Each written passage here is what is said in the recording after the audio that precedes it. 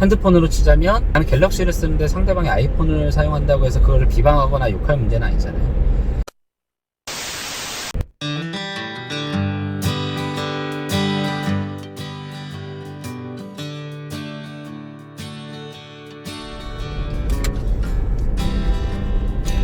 안녕하세요, 정코치입니다.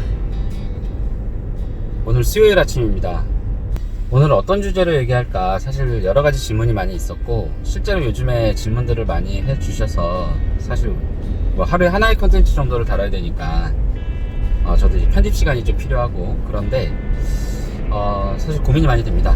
금리도 엄청 떨어지고 또 주가도 엄청 하락하고, 또 뭐 기본적인 우리 보험의 기본적인 거나 금융 상식, 경제 상식에 대해서 질문하시는 분들도 많고 해서 어떤 걸 먼저 해드릴까 고민을 하다가 세제 적격연금과 비적격연금 어떤 차이가 있습니까? 라는 질문이죠. 연금보험과 연금저축의 차이라고 얘기해도 되고, 그래서 그 부분에 대해서 설명을 좀 드리도록 할게요.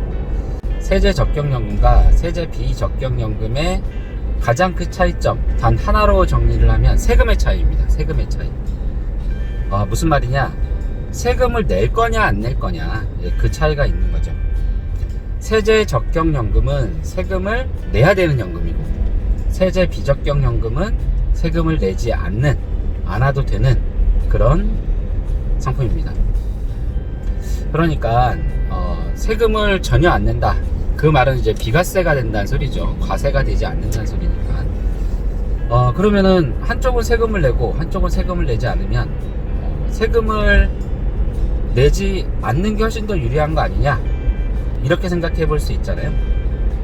그래서 사실은 각자의 장단점이 있습니다. 특징이 있는 거죠. 세제 적격연금은 보험료를 납입할 때 세액공제를 해줍니다. 세액공제. 과거에는 소득공제를 해줬는데 지금은 이제 세액공제를 해주고 있어요. 그럼 소득공제와 세액공제의 차이가 어떤 건지 좀 알아야 되겠죠. 이것도 간단하게 좀 말씀드리도록 할게요. 소득공제는 내가 이제 1년간 벌어들인 소득이 있을 거잖아요. 뭐 각종 소득이 있을 건데, 만약에 돈을 1,000만 원을 벌었다 그러면은 1,000만 원에 벌은 거에 한해서 세금을 얼마를 내라, 이런 식으로 되어져 있는데, 내가 1,000만 원 번 이 소득에 공제를 해주는 겁니다. 그러니까 1,000만 원 벌었지만 만약에 100만 원의 소득공제가 있다라고 하면 나는 900만 원을 번 거예요. 1,000만 원을 벌었지만 900만 원 벌은 걸로 해서 세금을 매기는 그런 형태가 소득공제였습니다. 지금 이제 세액공제로 바뀌었다고 말씀드렸잖아요. 그럼 세액공제는 뭐냐? 세액공제는 내가 1년 동안 벌어들인 소득이 있어요. 거기에 딸린 세금이 있을 거잖아요.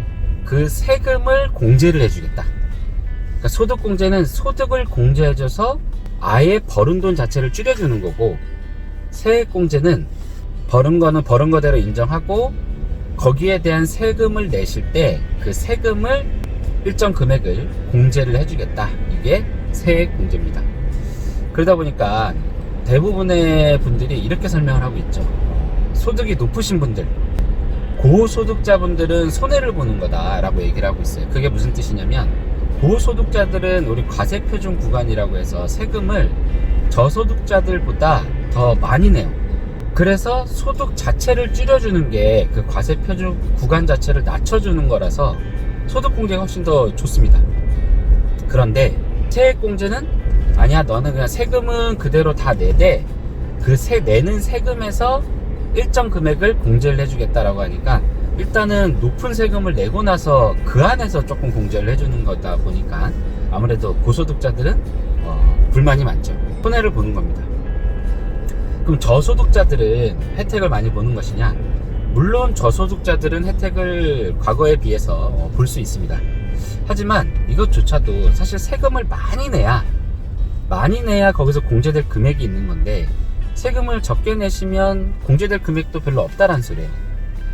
또 하나는 뭐 세액공제를 해준다라고 하면, 그러니까 예를 들면 뭐 연금저축이라도 그 금액만큼을 세액공제를 해준다는 소리인데, 사실 저소득자들이 얼마나 비싼 돈에 미래를 위해서 그 연금이나 저축을 할 수 있겠냐라는 거죠. 그 부분은 좀 딜레마가 있는, 앞뒤가 잘 맞지 않는 그런 형태의 구조라고 보시면 됩니다. 어찌되었건 저소득자들한테는 세액공제도 그렇게 나쁜 구조는 아니다. 하지만 그만큼 혜택을 보기 위해서는 보험료를 많이 부담해야 된다든가 뭐 이런 일들이 발생한다. 일단 이렇게 생각해 주시고요. 다시 적격연금과 비적격연금으로 돌아가서 적격연금은 세금을 내야 되는 거라 그랬잖아요. 언제 세금을 내느냐? 연금을 수령할 때 세금을 냅니다. 내가 열심히 돈을 부어가지고 장기적으로 가지고 와서 나이가 일정 이상 되면은 이제 연금을 받을 거 아닙니까? 그 연금을 받을 때 그때 연금소득세라는 걸 냅니다. 연금소득세. 또 하나는 연금소득세를 내실 때 만약에 그 연금소득도 있고 또 다른 소득이 있어요. 예를 들어 부동산 우리가 임대소득으로 있을 수도 있고 또 그때 돼서도 근로를 하고 있으면 근로소득이 있을 수도 있고 어떤 소득이든 간에 소득이 발생하면 그 소득하고 합산이 됩니다. 돈을 벌어들인 게 있는 거니까. 그래서 소득하고 합산이 되면 우리 흔히 알고 있는 여러분들이 지금 많은 분들이 내고 있는 종합소득세에 합산돼서 종합세율 구간이 변경이 된다는 소리예요. 그러면 나이 들어서 그때는 아무래도 젊었을 때보다는 한참 시기보다는 소득이 줄어들어 있을 텐데 그때 연금 받으면서 생활하려고 좀 했더니 거기에서도 세금을 또 내야 되는 그런 현상이 벌어지는 거죠. 그럼 이렇게 불리하기만 하느냐? 그건 아닙니다. 불리하기만 한 건 아니고 그러면 보험료를 납입할 때는 좀 전에 말씀드렸던 것처럼 세액공제를 해준다라고 했잖아요. 그래서 만약 연소득 5,500만원 이하인 사람은 16.5%의 세액공제를 해주고 5,500만원 초과인 사람들은 13.2%의 세액공제를 해줍니다. 그 정도 수준으로 알고 있으시면 돼요. 디테일한 거는 연간 한도가 400만원까지 불입한 거에 대해서 세액공제를 해주는 거기 때문에 최대 구간은 9,500만원 이하이신 분들이 400만원을 풀러 납입했을 때 약 66만원 정도의 세액공제를 받을 수 있다. 이렇게 인지하고 계시면 되겠습니다. 그럼 비적격연금은 어떤 것이냐? 비적격연금은 우리가 보험료를 낼 때도 세금 혜택이 하나도 없습니다. 그러니까 세액공제든 소득공제든 요즘 소득공제는 없지만 세액공제에 대해서 전혀 혜택이 없어요. 대신에 나중에 연금을 수령하실 때도 잠시만요, 알람이 울려서 연금을 수령하실 때도 세금을 내지 않습니다. 그러니까 연금소득세를 내지 않는다는 소리예요. 또 종합소득세에 전혀 포함되지 않는다. 연금을 받으실 때 전액 면제가 된다. 이렇게 생각하시면 되죠. 그걸 우리 비과세라고 부르는 거고. 그러니까 다시 지금까지 말씀드렸던 걸 좀 정리를 해보면 세제적격연금은 연금저축이라고 이름이 불려지는데 보험료를 납입할 때는 세액공제, 세금 혜택을 주고 나중에 연금을 수령하실 때는 연금소득세를 내야 된다. 세제 비적격연금은 세금에서 자유롭다. 대신에 세금 혜택도 없다. 이렇게 생각을 하시면 되는 겁니다. 단점들이 있어요. 그냥 다 이렇게 장점들만 있느냐? 그건 아니고 단점이 있는데 일단은 세제 적격연금인 연금저축은 일시금으로 수령하거나 중간에 해지를 하게 되면 지금까지 세액공제를 받았던 걸 다 토해내야 됩니다. 페널티를 물어요. 근데 이게 그냥 내가 받았던 그만큼의 것만 토해내느냐? 그거 아니고 내가 불입한 돈에서 세금 혜택을 본 그 16.5%에 대해서 전액, 그러니까 낸 돈과 혜택 받은 거 다 합쳐서 16.5%를 계산해서 페널티를 물게 됩니다. 그러니까 만약에 중도 해지하게 되면은 좀 큰 영향이 생긴다고 보시면 되겠죠. 대신 세제 비적격연금은 비과세 상품이라고 이제 불러도 되겠죠. 세제 비적격연금은 중도에 해지를 하게 되면 특히 한 5년, 10년 전에 해지를 하게 되면 아직 장기 투자가 잘 안 됐기 때문에 해지환급금이 적을 수가 있습니다. 우리가 흔히 얘기하는 사업비 등으로 인해서 그러니까 만약에 둘 다 장기 상품인데 단기적으로 뭔가 해결해 보겠다 라고 하면은 세금 혜택에 대해서나 해지했을 때 불리한 그런 조건들이 있다 이렇게 생각하시면 되죠. 그러니까 어차피 노후를 위해서 가입하시는 거기 때문에 그 부분에 대해서는 정말 각오를 하고 가입을 하셔야 된다. 그만큼 추후에는 혜택이 있을 거다 이렇게 생각하시면 되는 거죠.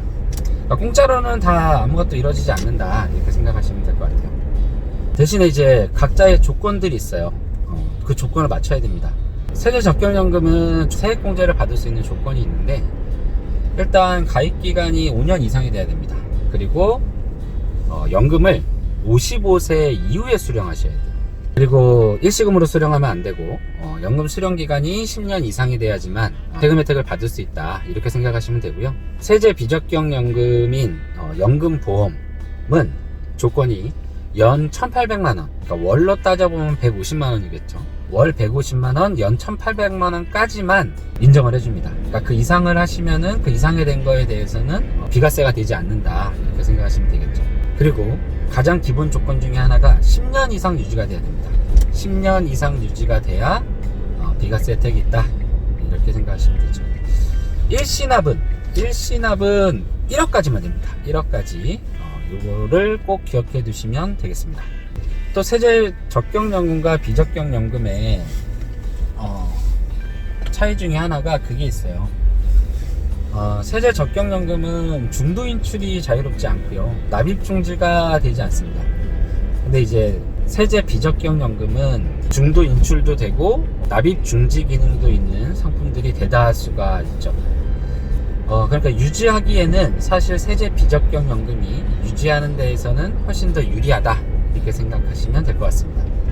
좀 정리를 해서 이제 말씀드려보도록 할게요. 세금 혜택을 먼저 받는 게 좋은 것이냐, 아니면 나중에 받는 게 더 좋은 것이냐, 이 차이가 벌어집니다. 그러다 보니까 이건 개개인별로 다 차이가 있을 수 있어요. 그래서 충분한 상담을 통해서 어떤 게 현재 나에게 더 득이 될 것인가, 전 이런 말씀을 좀 드리고 싶어요.